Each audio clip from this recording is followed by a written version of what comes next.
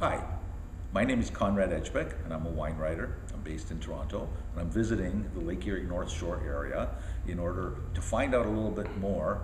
However, I already know a bit. I know that this wine area is warmer than Niagara, it's warmer than any other region in Ontario.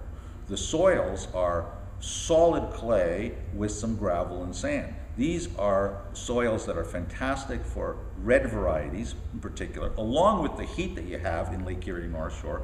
This is a region that can produce big wines for immediate consumption or, if made correctly, for long aging. In fact, today we're going to taste a bunch of wines that are for long aging, and this area can age wines better than any other region in the province, because the region is the hottest, and ripeness is what gives a wine ageability. Over to you, Michael. Well, thank you very much. Michael Pinkus of Ontario Wine Review. I am with Konrad here in the Lake Erie North Shore. We didn't come together though, but no, we might leave together. We may leave together. That's another story altogether.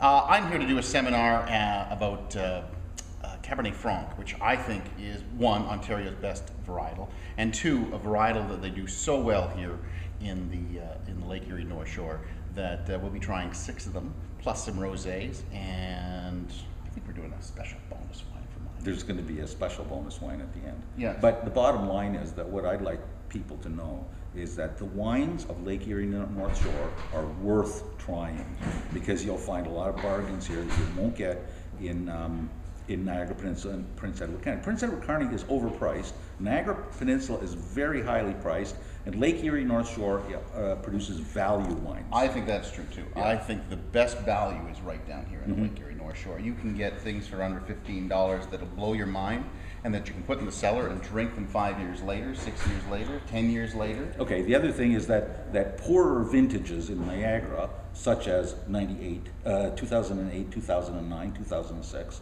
are problematic for that region. Here, you don't have those problems. Here, that ripeness comes almost because everywhere. because we're in the hottest part of the country. Yes, exactly. We're the furthest south in Ontario. In fact, Pelee Island is just down the road from us. Well, down the water road. Well, yes. And you have to take a little ferry and stuff like that. But they are the southernmost point of Ontario, so they ripen pretty much everything on that island. Right. So no matter what happens, it's such and it's a beautiful day trip. Good values. Yeah. Good values, good wines, good times, and my God, I love the food in this area. It's a lot of freshness. I mean, it's just verdant. Yes. No. I enjoy eating, as the old paunch will show. And well, actually, you've trimmed down a little bit. You're looking. I skipped breakfast. Did you? I ate an extra breakfast just for you then. But no, I love the value. And Konrad, you're completely right about that. The values here in this region just continue to blow my mind. And when I taste wines and I go, how much is that? I'm ready for them to say $25, $30, $35, and then they say that it's $17.95 or $15.95. I'm just absolutely blown away by that. Now, one other thing I'm going to say is that if you have Lake Erie North Shore wines, reds in particular, I recommend you drink some of them, but set some of this aside because they age well. They do age very well. Yeah. I'm always very impressed. And it's across the board. It's not just certain producers, but I think there are at least half a dozen to there's about a dozen wineries down here, and it's growing. It's now three more that are 15. going to be 15. Yeah, there are 3 more that are going to open up in the next couple of years. So we're looking at 15 wineries, and in each one they seem to have a specialty. There's a fruit winery here also, and they do some very good stuff. And then there's one that's just just outside of the area. It's actually in Blenheim. He seems to come down. Smith and Wilson. Smith and Wilson. Yeah, standing wines. Yeah, so they have very good stuff there. So it's not places that you'd actually think about Blenheim having a winery, but I really do think that the area itself, reds especially, and I still have a lot in my cellar, as I'm sure you do too.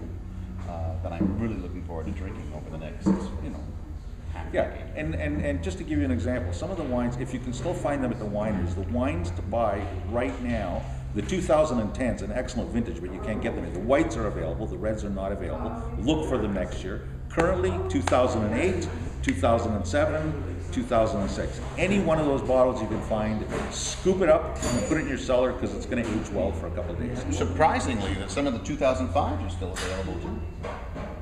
So I think they offer excellent value. Thank you.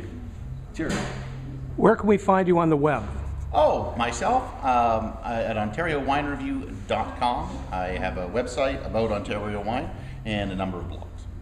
And if you'd like to hear a little more of what I do, then listen to CBC on the last Friday of every month at 12:30 on the radio. You can hear me talking with Rita Celli about a new Ontario wine. Thank you.